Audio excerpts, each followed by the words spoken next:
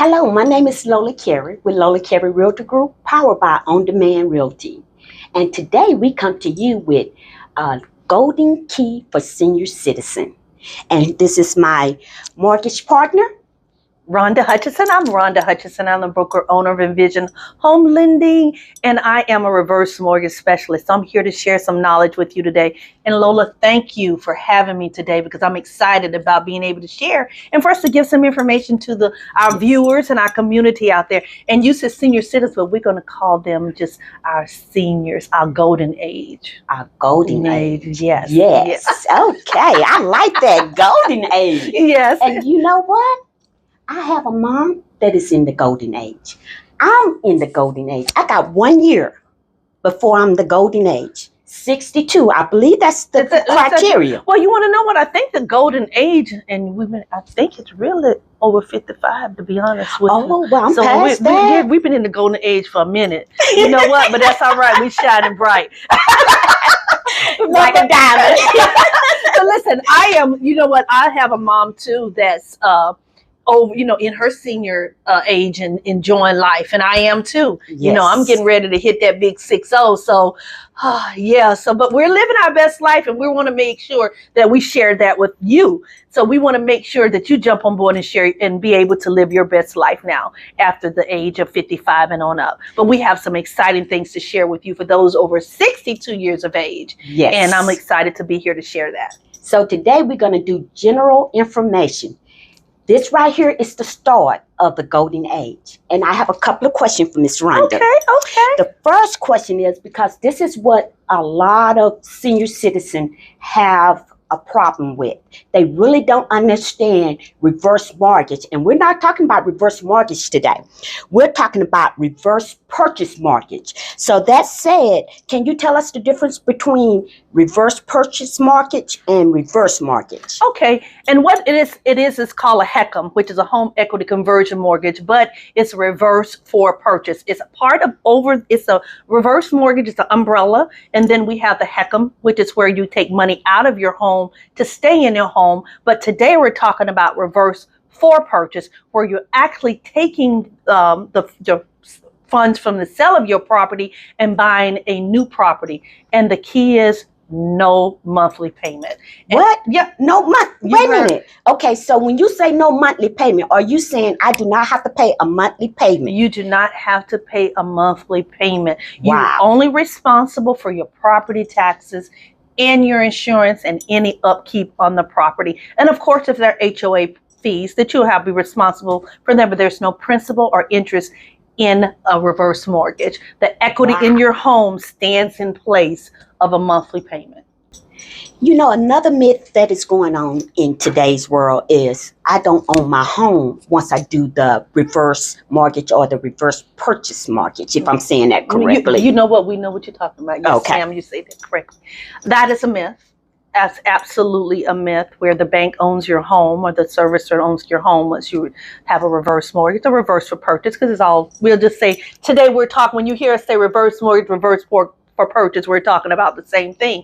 But you do still own your home. You still have all the rights. You're still owner of the home. It's just that it's the reverse for purchase. The funds that you use for reverse for purchase is in what we called, it's like a lien. It's a lien on your property. That's exactly what it is. And that needs to be paid off upon your death, or you no longer your primary residence, of course. Okay. And of course that includes death, right?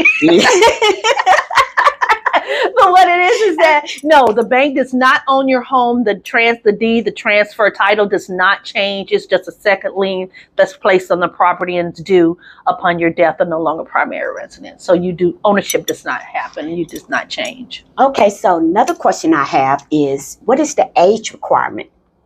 Oh, good question. Thank you for that. And the age requirement, you have to be at least 62 years of age to participate in the reverse mortgage, in that umbrella, whatever that is, reverse for purchase. But you have to be at least 62 years of age. And what the crazy thing about, and I guess in the state of Texas, and we may have our audience that's not in Texas, but in the state of Texas, is that both seniors have to be at least 62 years of age if you're married to be eligible home to be an eligible participant in the program. So if I'm 61 and my husband is 62, do we have to wait until we both 62? Yes, yes, and there's a window. I think it's 4 to 6 months where before your next birthday that you still can participate. They do give you a window, but you both have to be 62, and that's a Texas rule. That is not a community property state rule. It's a Texas rule that you both have to be 62 to be an eligible spouse. Oh, okay.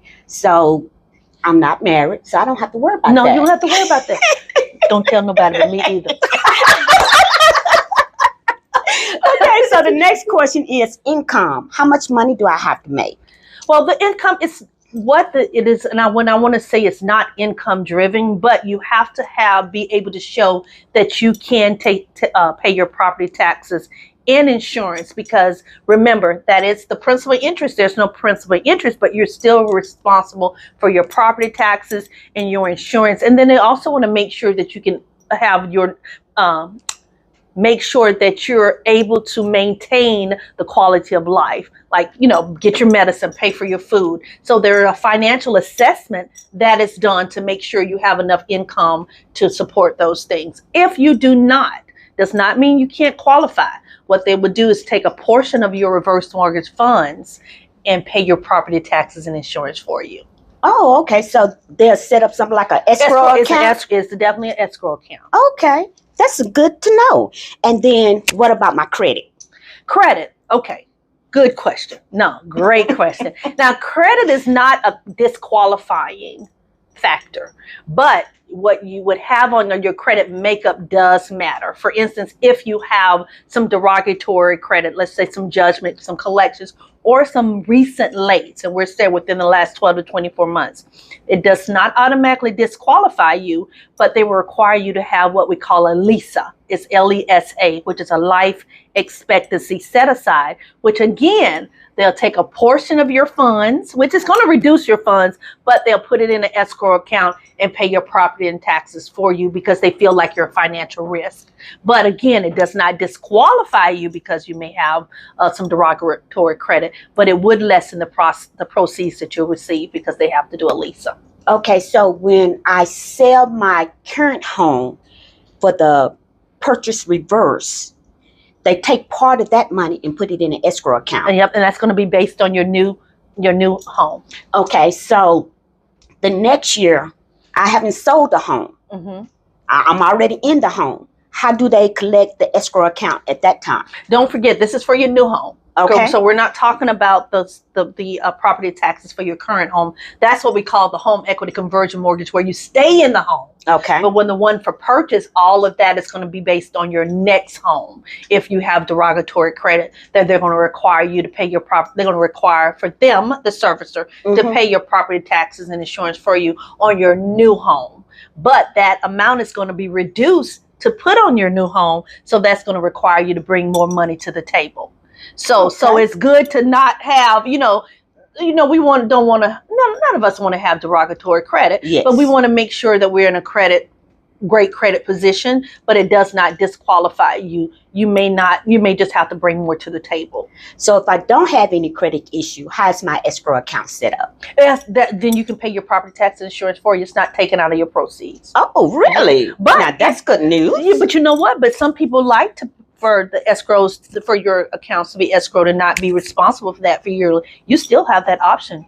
But if you need a LESA and you have derogatory credit, it's required. Okay. If you don't, it's optional. So if I don't have any credit issue and I want it set up where it's automatic in my account, how do I do that? Yes, the servicer, you just before we close, you just let them know you want your property taxes and insurance to be escrowed.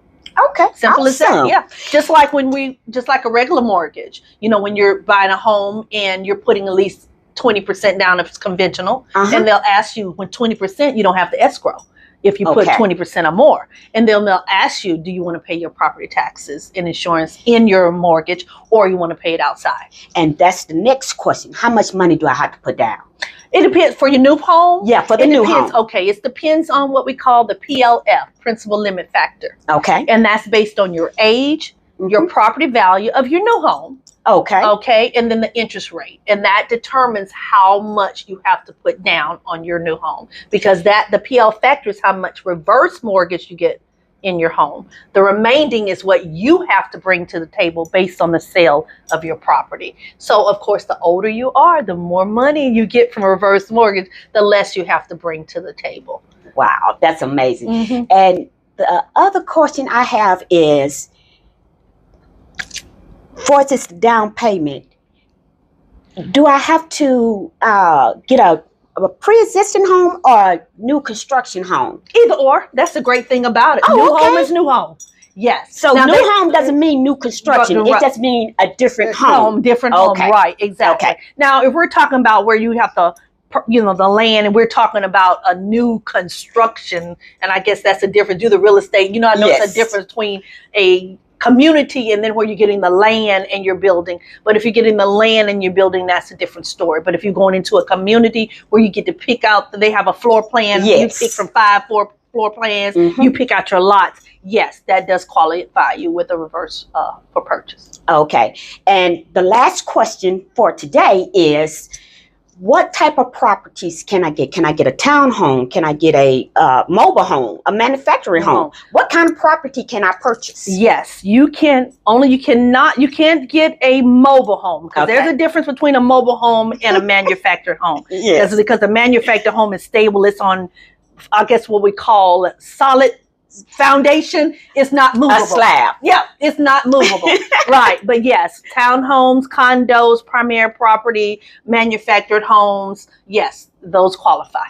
Wow. So today is the end of this podcast, and we will be bringing you another one next week. So stay tuned, because we have more information for you. And if you have any question, feel free to give me a call at 469-570-2019. Again, my name is Lola Carey, and my number is 469-570-2019. And of course, if you have any questions about reverse mortgage, reverse for purchase, a HECM, which is a home equity conversion mortgage, contact me. My name is Rhonda Hutchison. Once again, my number is 214-856-3747, or you can email me at Rhonda@envision, ENVISION, lender, LENDER.com, and I'll be more than happy to answer any questions that you have. Well, thank you for coming today, and I appreciate you, and I'll see you next week. See you next week. Bye. Bye-bye.